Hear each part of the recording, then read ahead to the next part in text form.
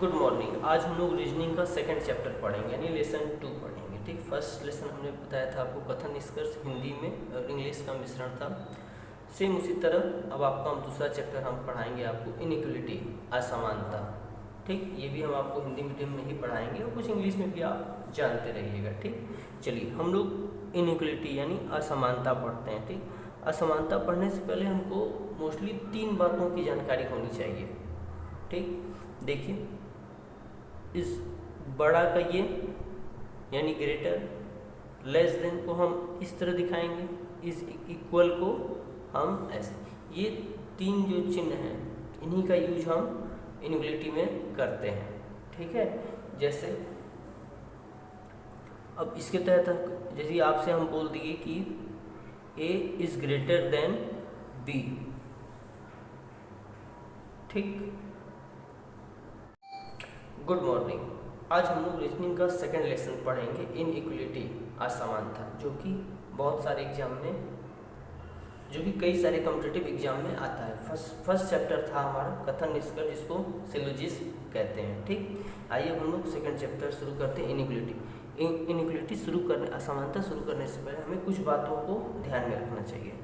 पहला देखिए, पहला बात है ग्रेटर देन।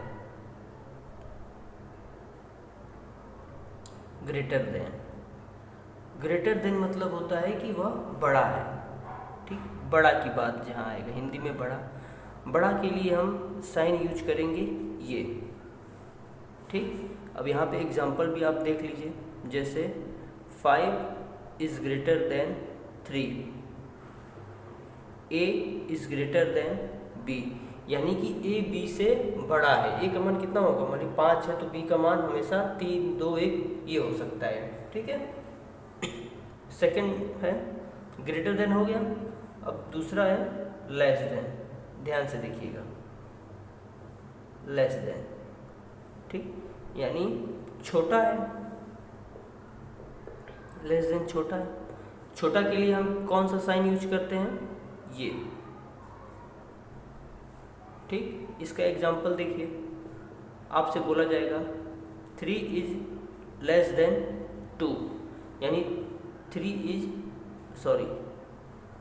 हम बोलेंगे 3 इज लेस देन 5, 3 5 से छोटा है। अगर हम कह दें आपको P is less then Q, यानी कि P Q से छोटा है। ठीक है, तीसरा पॉइंट है, ये सारे इंपॉर्टेंट पॉइंट हैं, सारे इंपॉर्टेंट पॉइंट हैं। तीसरा है is equal to, is equal to. Equal to का मतलब होता है बराबर। जब हम बराबर की बात करेंगे तो यानी दोनों चीज बराबर होनी चाहिए। बराबर का साइन ये है। बराबर का मतलब होता है, अब एग्जांपल देखिए, इनका एग्जांपल देखिए, इनका एग्जांपल क्या है, बराबर, जैसे 9 बराबर 9 के,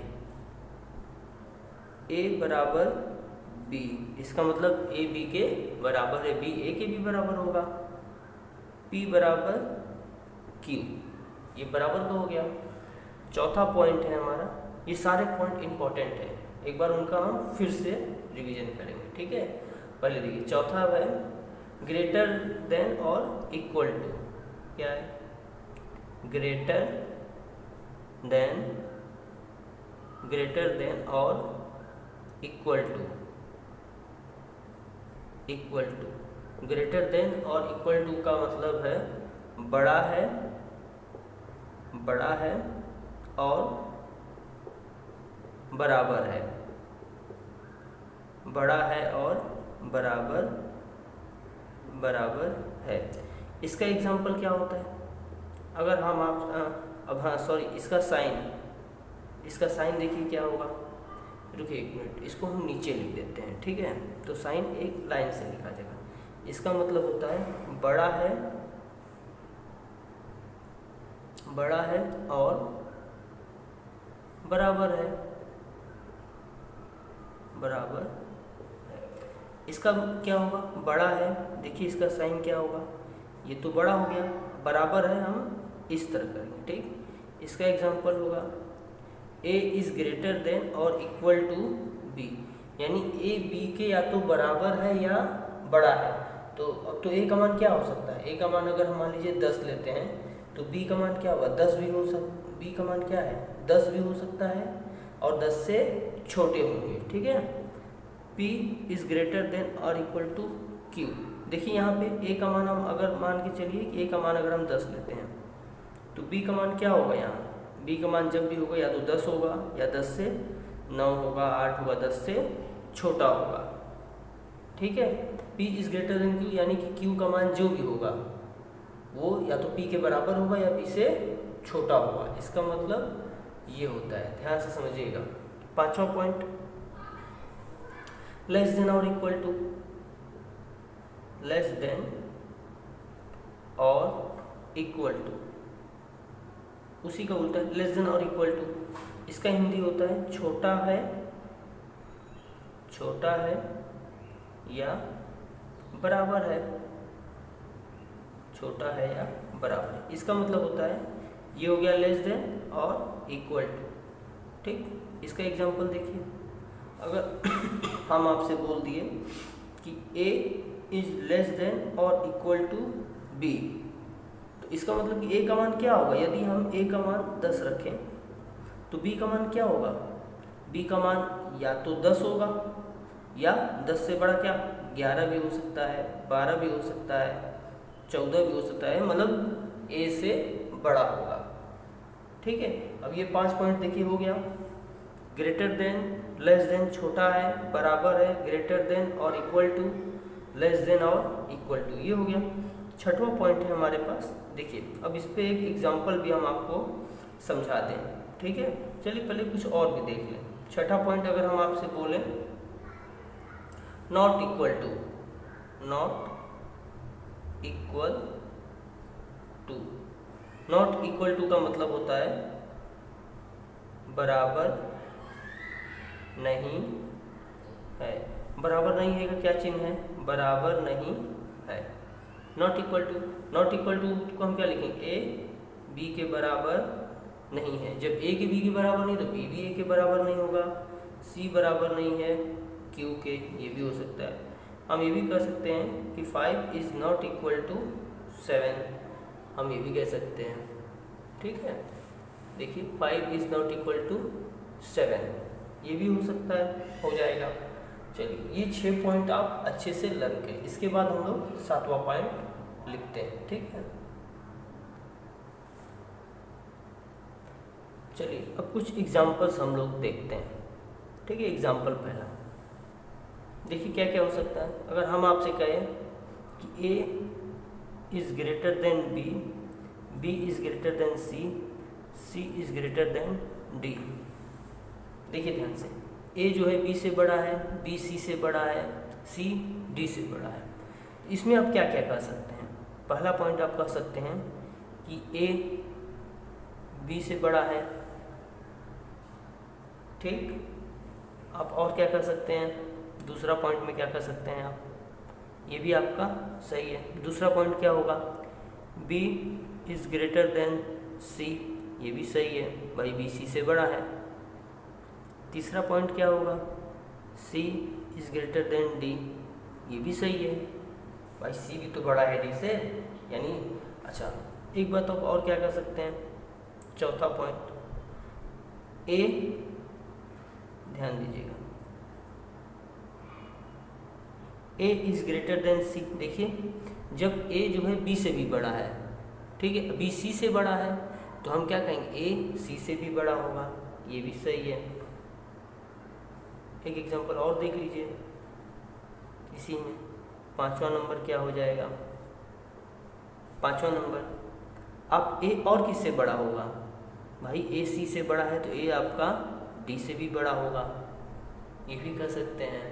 अच्छा एक चीज़ और, इसको अगर हम पलट के देखें, ठीक, दूसरा एग्जांपल, अगर इसको हम पलट के देखें, देखिए D is less then C is less then B is less then A, मतलब D छोटा है C से, C छोटा है B से, B छोटा है A से। तो पहला क्या हो सकता है? D हमेशा किससे छोटा होगा? ए से, ये भी सही है। सी भी हमेशा किससे छोटा होगा, सी हमेशा छोटा किससे होगा आपका, सी ऑलवेज लेस देन ए से, सी ए से भी छोटा होगा। यहाँ तक कि बी भी ए से छोटा होगा। मतलब इस तरह आप जो भी क्वेश्चन आएगा उसको देख के आप एक अच्छे से क्लियर बता सकते हैं। आइए एग्जाम्पल 3 लेते हैं। मानिए अब हम एक क्वेश्चंस लेके चलते हैं। जैसे देखिए 9 8 is greater then 5 is greater then 2 is greater then 1।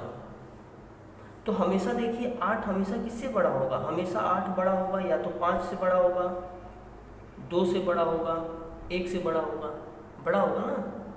और 5 किससे बड़ा होगा, 5 ऑलवेज ग्रेटर देन किससे, 2 से भी बड़ा होगा, 1 से भी बड़ा होगा। फिर 2 किससे बड़ा होगा, 2 हमेशा 1 से बड़ा होगा। तो इसी तरह हम क्वेश्चंस में भी देखते हैं कि कौन किससे बड़ा होगा। ठीक, हाँ अगर एक एग्जांपल और देखते हैं। देखिए समझाने की कोशिश करें आपको। देखिए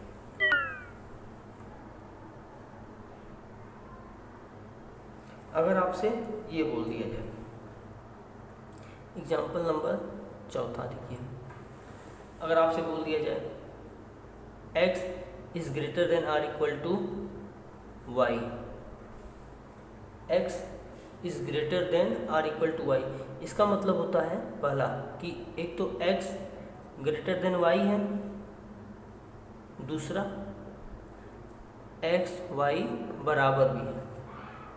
ठीक है, उसी तरह अगर आपसे ये कोई पांचवा अगर ये कह दें कि y लेते हैं, y is less than or equal to Z, इसका मतलब भी 2 पॉइंट होता है। एक होता है कि y z से छोटा है, दूसरा होता है कि y z के बराबर है। 2 पॉसिबिलिटी निकल के आती हैं।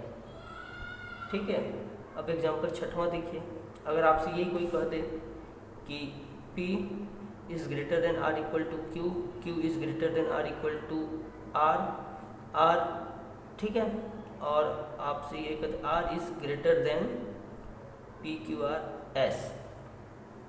ध्यान से देखिएगा, तो P तो अब क्या लिख सकते हैं, देखिए P is greater than or equal to Q, Q is greater than or equal to R, यानी कि अब इसमें आप क्या लिख सकते हैं, इसके तहत आप ये भी लिख सकते हैं कि P is greater than or equal to R, ये हो सकता है। ठीक है, और क्या हो सकता है, दूसरा में ये भी हो सकता है कि Q is greater than or equal to R, लेकिन बट अगर हम ये कहें कि P is greater than or equal to S, तो क्या ये है, देखिए आर एस से बड़ा है, आर एस के बराबर नहीं है, तो ये क्वेश्चन ये क्या हो जाएगा हमारा, ये गलत हो जाएगा।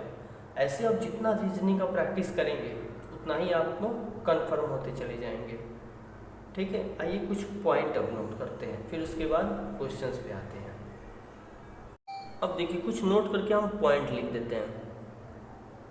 ठीक है, पहला पॉइंट, ये एग्जाम में घुमा फिरा के देगा किसी भी तरीके से, आप उसको देखना है और सही से पहचानना है। ठीक, चलिए नोट करके हम पहला पॉइंट आपको बता रहे हैं।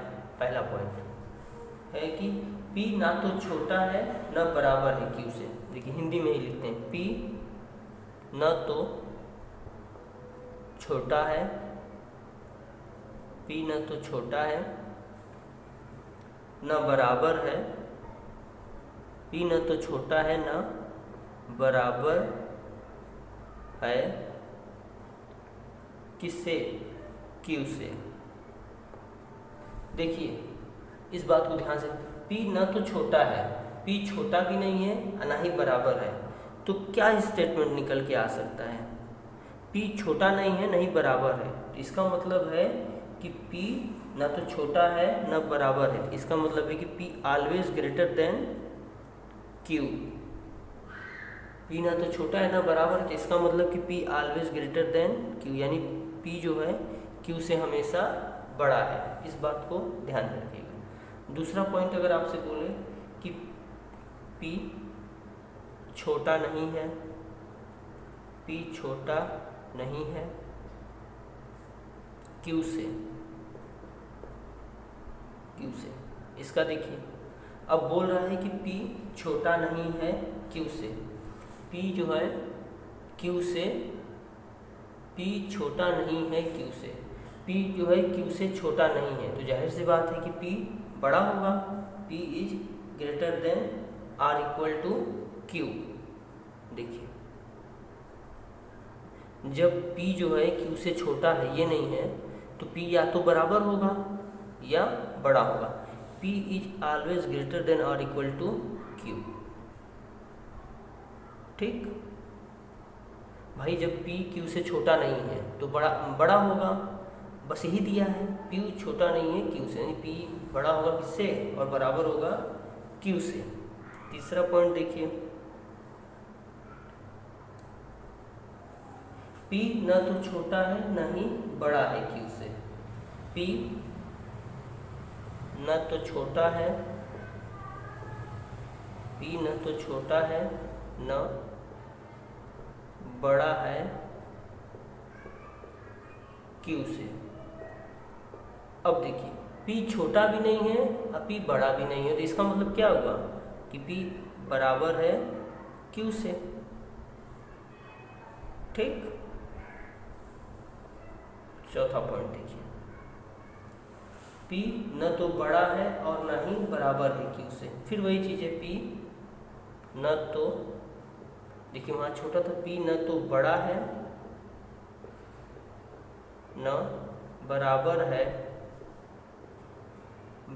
है किससे, Q से।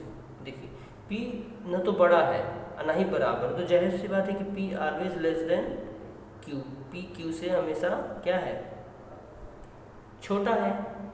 ठीक, यानी P का मान 4 है तो Q का मान हमेशा बड़ा होगा, 5 होगा, 6 होगा, 10 होगा, 20 होगा, ऐसे होगा। पांचवा पॉइंट देखिए, पांचवा पॉइंट है कि P बड़ा नहीं है Q से, P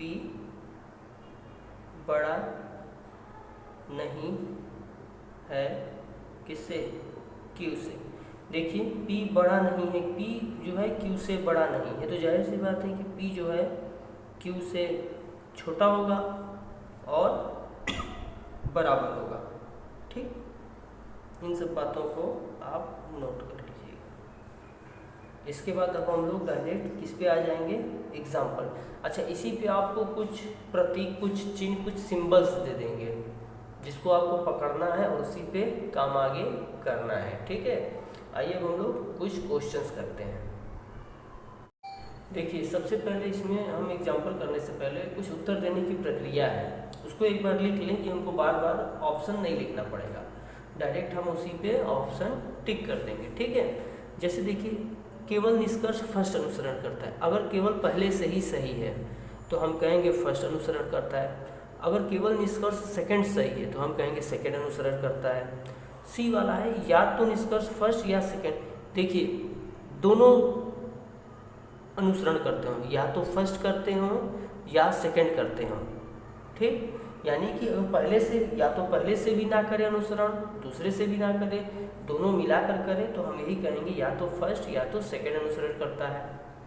डी वाला ऑप्शन न तो निष्कर्ष फर्स्ट और ना ही सेकंड अनुसरण करता है। ई वाला है कि दोनों फर्स्ट और सेकंड दोनों अलग अलग अनुसरण सही करते हैं, तो ये ई वाला ऑप्शन होगा।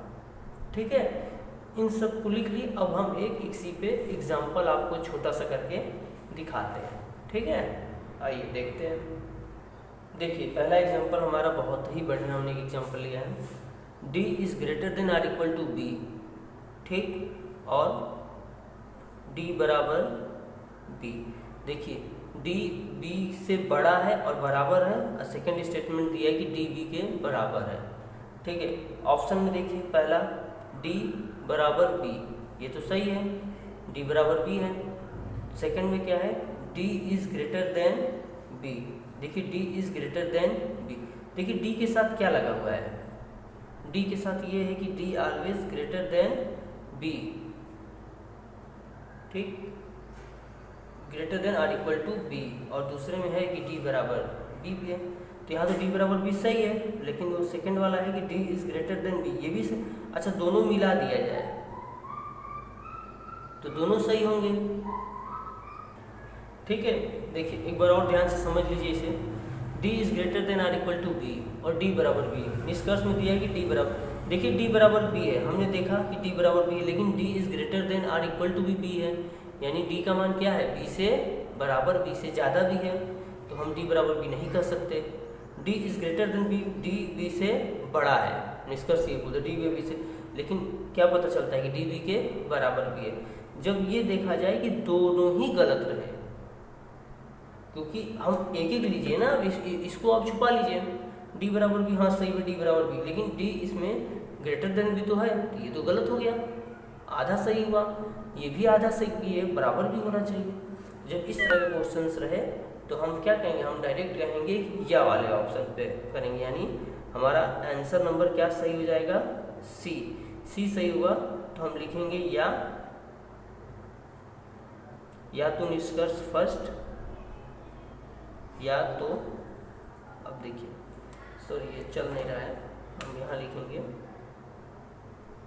या तो निष्कर्ष पहला या सेकंड अनुसरण करता है। ठीक, आइए हम लोग नेक्स्ट एग्जांपल्स करते हैं। देखिए क्वेश्चंस, t बड़ा है, पहला है कथन t is greater than r, r is greater than k बराबर ऐसे। दूसरा है कि r is greater than r equal to n, n is equal to p है। निष्कर्ष क्या है, t is greater than p। देखिए t p का कहाँ रिलेशन दिया है, देखिए t r के बराबर है, r k के बराबर, इसको अगर हम एक साथ अगर सॉल्व करें, देखिए कैसे करेंगे, देखिए t is greater than r, r is greater than k बराबर s। ठीक, ये हो गया। अब देखिए s में कहीं कुछ रिलेशन दिखाई दे रहा है, नहीं, अच्छा ये r में दे रहा है, यानी कि t जो ग्रेटर देन r है तो r इज ऑलवेज ग्रेटर, अब r को इसके साथ जोड़ के दिया, कहाँ, यहाँ पे, ठीक है। अब यहाँ पे देखिए हम जोड़ते हैं, t is greater than r, r is greater than r equal to n, n बराबर p का मान। अब देखिए ध्यान से, t तो r से बड़ा है और r बड़ा है, बराबर है n से, n बराबर है p से, तो ऑब्वियसली सी बात है कि n की जगह p होगा, तो r is greater than r equal to p। जब r p के से बराबर है और बड़ा है, और t जो है r से भी बड़ा है, तो निष्कर्ष क्या निकलेगा कि t always greater than p, t हमेशा p से बड़ा होगा। ध्यान से देखिएगा, t r से बड़ा है, r बड़ा है किससे, n से, और बराबर भी है n से, n बराबर है p से, तो ऑब्वियसली सी बात है कि r या तो p के बराबर होगा या p से बड़ा होगा, और जो t है वो r से बड़ा है, तो हम डायरेक्ट कर देंगे कि t हमारा किससे, p से भी बड़ा होगा, यानी कि हमारा t is always greater than p, यानी कि हमारा आंसर क्या होगा, आंसर हमारा पहला है कि अनुसरण पहला वाला सही है। ठीक है, फर्स्ट यानी कि कथन में, निष्कर्ष में पहला वाला अनुसरण करता है। ठीक है, केवल निष्कर्ष फर्स्ट अनुसरण करता है। r बराबर s, देखिए r is greater than k बराबर s है, ठीक है, ग्रेटर देन है, ठीक, पर k जो s यानी कि r, सेकंड में हम क्या कहेंगे, r is always greater then s है, बराबर कहाँ दिया है, बराबर तो नहीं है, ये ऑप्शन हमारा गलत हो जाएगा। तो हम कह देंगे कि केवल निष्कर्ष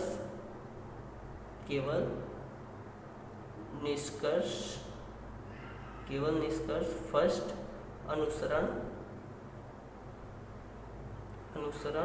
करता है। ठीक है, केवल पहला वाला अनुसरण करता है, तो हमारा पहला ऑप्शन सही हो जाएगा। ठीक, इसी तरह हम लोग आगे भी एक्सरसाइज करेंगे। ठीक है, अब आराम से एक्सरसाइज करते हैं। ठीक, थैंक यू।